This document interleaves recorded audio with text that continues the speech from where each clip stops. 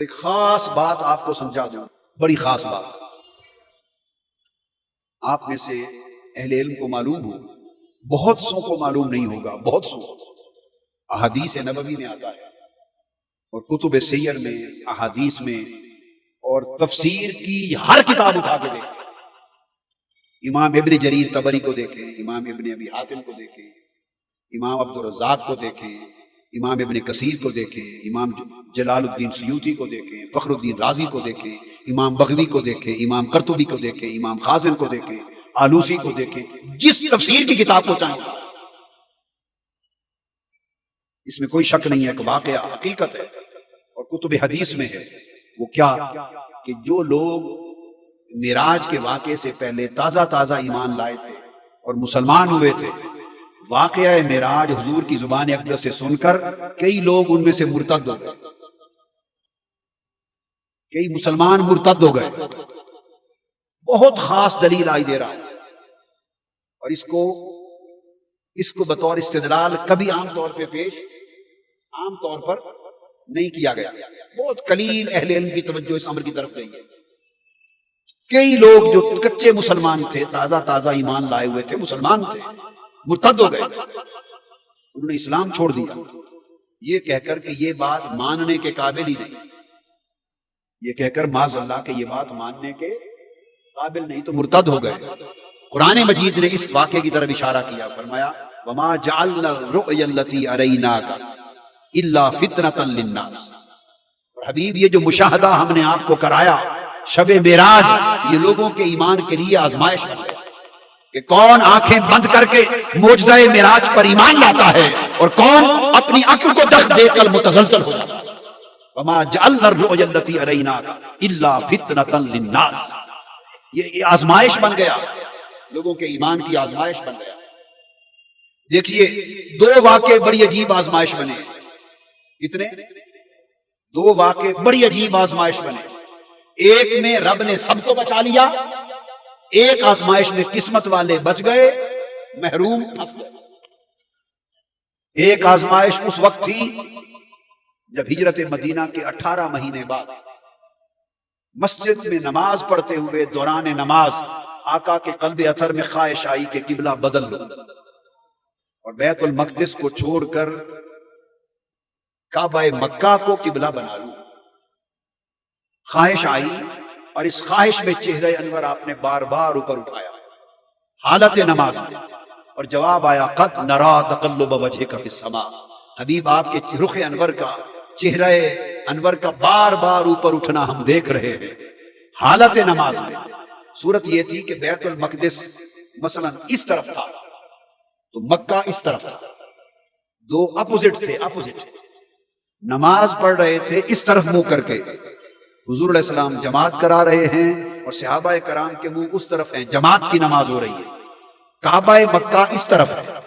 اب آپ سمجھ گئے، حالت نماز میں امر آ گیا قد نرا تقلب وجہک فی السماء فلنولینک قبلۃ ترضاها۔ حبیب ہم نے آپ کا مکھڑا بار بار پلٹنا دیکھ لیا ہے، اگر تو اس پر نہیں اس قبلے پہ راضی ہے تو حبیب ہماری اپنی غرض ہی کیا ہے قبلوں سے؟ ہم سمتوں کے محتاج نہیں ہیں، ہم مشرق و مغرب کی جہتوں کے محتاج نہیں ہیں، ہم قبلوں کے تعینات کے محتاج نہیں ہیں۔ میری عبادت، میری معبودیت، میری الوہیت اور میری خدائی نہ اس سمت کی محتاج ہے نہ اس سمت کی محتاج ہے۔ محبوب یہ بھی تیری خاطر تھا، یہ بھی تیری خاطر ہے، جدھر تو راضی ہے اسی کو قبلہ بنا دو۔ تو فرمایا فَلَنُوَلِّيَنَّكَ قِبْلَةً تَرْضَاهَا، حبیب جس طرف آپ راضی ہیں ہم اسی کو قبلہ بنا دیں۔ تو حالت نماز میں امر الہی پا کر آقا علیہ الصلوۃ والسلام نے نماز میں، اب صحابہ کو تو بتا نہیں سکتے تھے کیونکہ نماز تھی، خاموشی سے رخ بدل لیا۔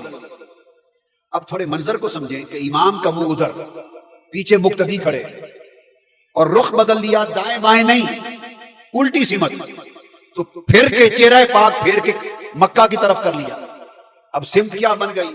مقتدیوں کا منہ ادھر اور امام کا منہ، آقا کا منہ ادھر۔ سو کیا صورت تھی پھر؟ آمنے سامنے تو نماز نہیں ہونی تھی، تو صفوں کو چیر کے تاجدار کائنات ادھر آگے کھڑے ہو گئے۔ اب جب ادھر کھڑے ہو گئے تو حضور کا چہرہ اقدس ادھر ہے اور مقتدی صحابہ کا چہرہ ادھر ہے. تو یہ ایک لمحہ آیا، بس ایک لمحہ، جب مصطفیٰ کا رخ ادھر تھا اور صحابہ کا رخ ادھر تھا، چونکہ اس وقت تک شرعاً ان کا قبلہ ادھر تھا. ابھی تک تو حضور علیہ السلام نے بتایا ہی نہیں تھا کہ رخ کیوں پھیرا ہے. تو چہرہ مقتدیوں کا ادھر، مصطفیٰ کا ادھر. وہ جو لمحہ تھا وہ لمحہ آزمائش. اللہ پاک نے فرمایا وہی لمحہ وما جعلنا القبلۃ التي كنت علیہا، وہی کلمہ وما جعلنا القبلۃ التي كنت علیہا الا لنعلم من يتبع الرسول ممن ينقلب على عقبیہ. یہاں بھی وہی کلمہ فرمایا وما جعلنا الرؤيا التي اريناك الا فطرۃ للناس. ایک ہی اسلوب قرآن. فرمایا وما جعلنا القبلۃ التي كنت علیہا، میرے حبیب جس قبلے کی طرف آپ تھے ہم نے وہ بنایا ہی اسی غرض سے تھا اور مقرر ہی اسی لیے کیا تھا لنعلم من يتبع الرسول ممن ينقلب على عقبیہ، تاکہ ایک ایسی گھڑی آئے کہ اس گھڑی میں قبلہ، معروف قبلہ صحابہ کا ادھر ہو اور مصطفیٰ تیرا چہرہ ادھر ہو، متضاد سمتیں آ جائیں اور اس گھڑی میں صحابہ کو رکھ کر اب آزمائیں کہ کون قبلے کی طرف جاتا ہے، کون مصطفیٰ.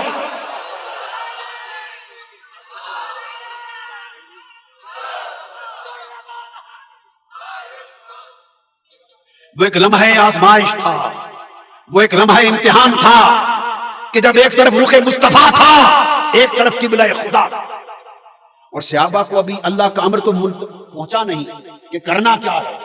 حضور نے چہرہ انور کیوں بدلا ہے، وہی آئی ہے، حکمت ہے، انہیں تو کچھ معلوم نہیں. انہیں آقا حکم دیں تو کچھ پتا چلے کہ کیا کرنا ہے.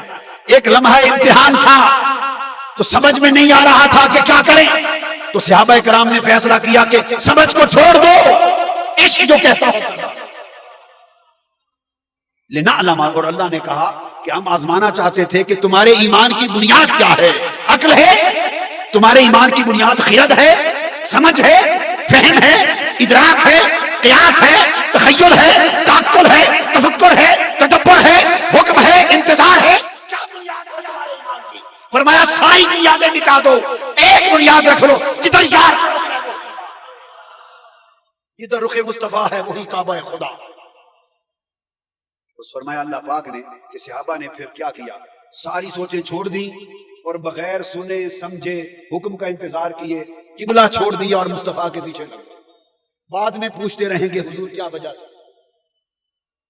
اللہ نے فرمایا قرآن مجید نے ما کان اللہ لیضیع ایمانکم، اللہ نے ان کا ایمان ضائع ہونے سے بچایا. اللہ نہیں چاہتا تھا کہ ان کا ایمان ضائع ہو.